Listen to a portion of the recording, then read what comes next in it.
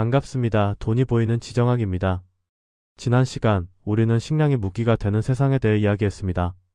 그런데 여러분, 밥을 짓는 가스, 트랙터를 움직이는 기름, 이 식량을 싣고 오는 배는 무엇으로 움직일까요? 바로 에너지입니다. 현대 문명에서 에너지가 끊긴다는 건 스마트폰 배터리가 나가는 정도가 아니라 국가의 심장이 멈추는 것을 의미합니다. 그리고 이 에너지가 우리에게 오기 위해 반드시 거쳐야 하는 곳이 있습니다. 오늘의 주제는 누군가가 병목을 흔들기만 해도 한국 경제에 단 며칠 만에 뇌사 상태를 가져올 수 있는 바다 위의 급소. 바로 해상에너지 패권과 초크포인트입니다. 단순히 주유비가 오르는 정도가 아닙니다. 이 바닷길이 막히면 여수화학단지가 멈추고 삼성전자 반도체 공장의 전력 비용이 폭등합니다. 세계 지도를 펼쳐놓고 돈이 흐르는 바다의 혈관을 짚어보겠습니다. 지정학에는 초크포인트라는 용어가 있습니다. 숨통을 조인다는 뜻이죠. 우회로가 없거나 돌아가려면 막대한 비용을 치러야 하는 좁은 해협을 말합니다. 전 세계에는 수많은 바닷길이 있지만 세계 경제의 목줄을 쥐고 있는 가장 치명적인 두 곳이 있습니다. 첫 번째는 중동의 심장 호르무즈 해협입니다. 미 에너지정보청 데이터에 따르면 이 좁은 길을 통해 매일 약 2,100만 배럴의 석유가 이동합니다. 이는 전 세계 석유 소비량의 약 20%에 달하는 엄청난 양입니다. 해협의 가장 좁은 폭은 불과 39km, 대형 유조선이 다닐 수 있는 길은 폭 3km짜리 항로 2개뿐입니다. 이란이 마음만 먹으면 길을 몇 개로 봉쇄할 수 있는 곳이죠. 사우디나 UAE가 육상 파이프라인을 뚫어놨지만 전체 물량을 감당하기엔 턱없이 부족합니다. 실제로 봉쇄가 일어나지 않더라도 봉쇄 위험만으로 보험료가 뛰고 국제 유가는 배럴당 150달러, 200달러를 넘볼 수 있습니다. 두 번째는 아시아의 숨통 말라카 해협입니다.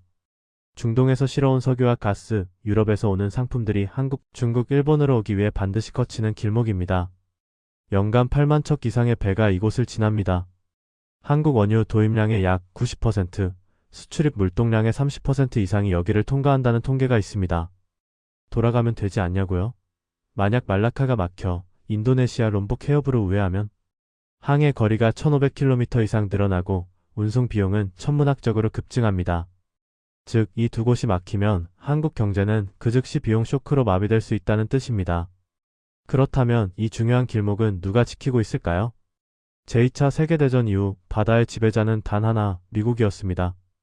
우리가 중동에서 에너지를 안전하게 들여올 수 있었던 건 미 해군 제호함대와 제7함대가 바다의 경찰 역할을 하며 항행의 자유를 보장했기 때문입니다.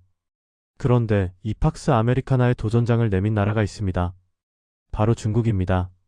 중국에게 말라카 해협은 생명줄이자 가장 큰 약점입니다. 후진타오 전 주석은 이를 말라카 딜레마라고 불렀죠.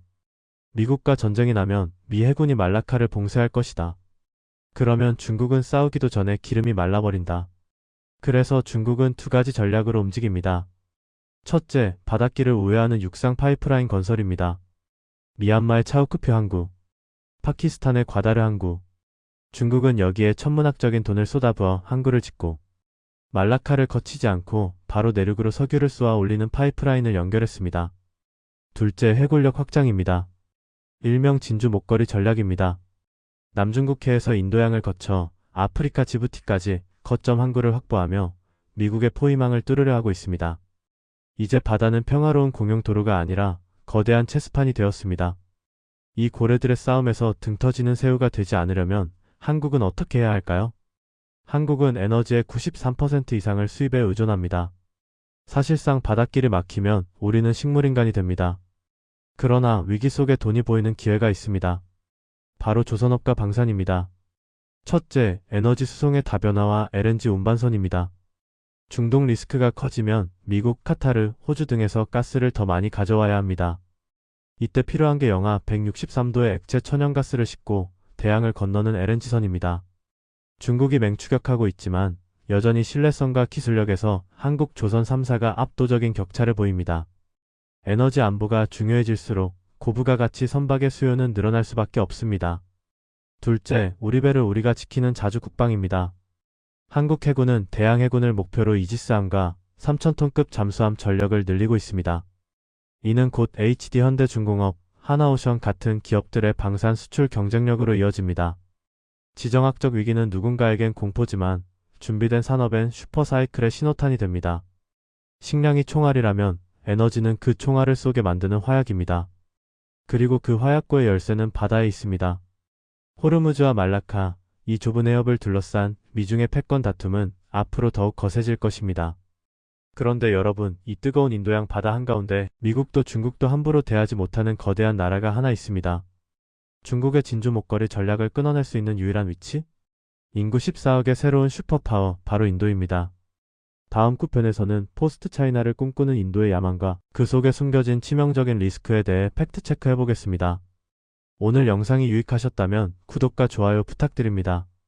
바다의 흐름을 읽으면 돈이 보입니다. 돈이 보이는 지정학이었습니다. 감사합니다.